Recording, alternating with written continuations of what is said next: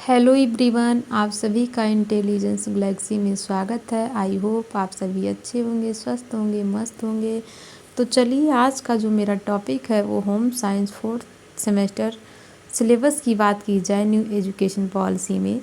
तो जो सिलेबस आपका होगा होम साइंस का फोर्थ सेमेस्टर का, उसमें आपको 2 पार्ट पढ़ने होंगे और पार्ट ए में आपको 4 यूनिट देखना होगा, पार्ट बी में भी आपको 4 यूनिट देखना होगा। इस प्रकार टोटल आपको 8 यूनिट देखना होगा, ठीक है।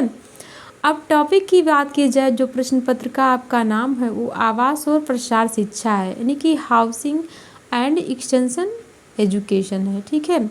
अब हम एक एक यूनिट के बारे में देखते हैं। जो फर्स्ट यूनिट आपका है वो है आवास, यानी कि हाउसिंग, यानी कि उसमें हम देखेंगे फर्स्ट यूनिट में एक घर की ज़रूरतें कैसे होती हैं, घर और मकान में अंतर क्या होता है। आपको पता है कि होम और हाउस में डिफरेंस होता है। Home is the built by heart but house is the built by hands, यानी कि जो होम होता है, यानी कि जो घर होता है वो प्यार और स्नेह के साथ बनाया जाता है, जबकि मकान हाथों के द्वारा बनाया जाता है। ईंट से बनाया जाता है, सीमेंट से, मोरंग से, इत्यादि से। फिर इसमें देखेंगे गृह निर्माण के लिए घर चयन और खरीद को प्रभावित करने वाले कौन कौन से फैक्टर होते हैं, इसके बारे में देखेंगे। सेकेंड यूनिट की बात की जाए तो सेकेंड यूनिट है घर की योजना, यानी कि होम साइंस प्लानिंग, यानी कि घर की जो योजना है, योजना के जो सिद्धांत कौन कौन से हैं, घर में विभिन्न आवासीय स्थान कौन कौन से हैं, विभिन्न आय समूहों के लिए गृह आयोजन कैसे करना चाहिए, इस पर हम डिस्कस करेंगे। थर्ड यूनिट आपका है भीतरी सज्जा, इंटीरियर डिजाइनिंग जिसको कहते हैं। इसमें हम भीतरी सज्जा का परिचय देखेंगे, एक अच्छे परीक्षण का महत्व देखेंगे, फिर आंतरिक सजावट का उद्देश्य क्या होता है, डिजाइन के कौन कौन से तत्व होते हैं, डिजाइन के कौन कौन से सिद्धांत होते हैं, जैसे आपका अनुपात हो गया, संतुलन हो गया, लय हो गया, बल हो गया, ईटीसी के बारे में देखेंगे। फोर्थ यूनिट आपका है गृह सज्जा, होम डेकोरेज जिसको कहते हैं। इसमें क्या होगा, गृह सज्जा यानी कि घर के सजावट के बारे में। तो फर्नीचर के बारे में देखेंगे, सामान जैसे पर्दे हो गए, फर्श कवरिंग हो गया, दीवार की छत हो गया, प्रकाश की व्यवस्था, सहायक उपकरण जितने भी होंगे, दीवार पेंटिंग होगा, दीवार कला, मूर्ति कला और प्राचीन वस्तुएं क्या होती हैं, फिर फूल व्यवस्था आदि के बारे में हम क्या करेंगे, डीपली डिस्कस करेंगे। अब पार्ट ए में 4 यूनिट आप लोगों ने देखा, पार्ट बी में भी 4 यूनिट है। अब पार्ट बी में हम 5th यूनिट के बारे में देखते हैं। 5th यूनिट आपका है एक्सटेंशन एजुकेशन, अर्थात प्रसार शिक्षा।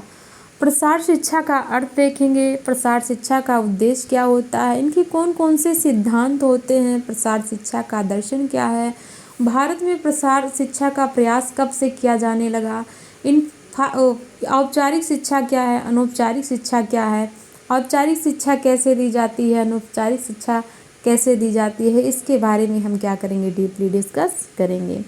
अगला जो यूनिट है आपका 6th यूनिट है।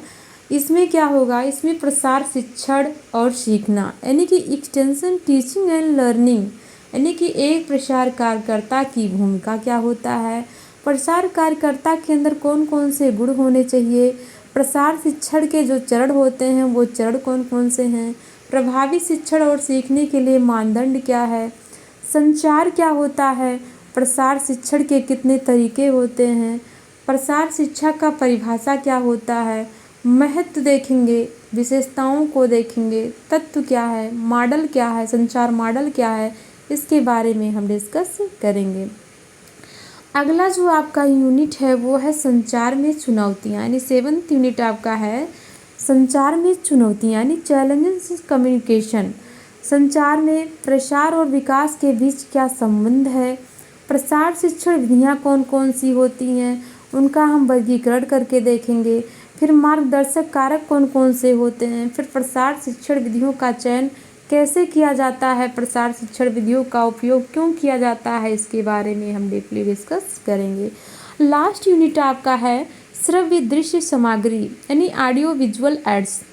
श्रव्य जिसे क्या किया जाए, सुना जाए, जिसे कानों के द्वारा सुना जाए, दृश्य जो आँखों के द्वारा देखा जाए, ऐसे एड्स के बारे में हम क्या करेंगे, डीपली डिस्कस करेंगे, उनका परिभाषा देखेंगे, यानी श्रव्य दृश्य साधन का महत्व क्या होता है, श्रव्य दृश्य साधन कितने प्रकार से होते हैं, श्रव्य दृश्य सामग्री का चयन हम कैसे करेंगे, इनको प्रभावी बनाने के लिए हम क्या क्या करते हैं, इन सब के बारे में हम क्या करेंगे, डीपली डिस्कस करेंगे।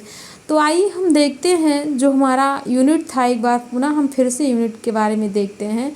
जो फर्स्ट यूनिट है ये आवास है, सेकंड यूनिट घर की योजना, थर्ड यूनिट की बात की जाए तो थर्ड यूनिट आपका है भीतरी सज्जा, फोर्थ यूनिट है गृह सज्जा, 5 यूनिट आपका है प्रसार शिक्षा, 6 यूनिट की बात की जाए तो ये आपका है प्रसार शिक्षण और सीखना, 7th यूनिट की बात की जाए तो 7th यूनिट आपका है संचार में चुनौतियाँ, और 8 यूनिट की बात की जाए तो श्रव्य दृश्य सामग्री।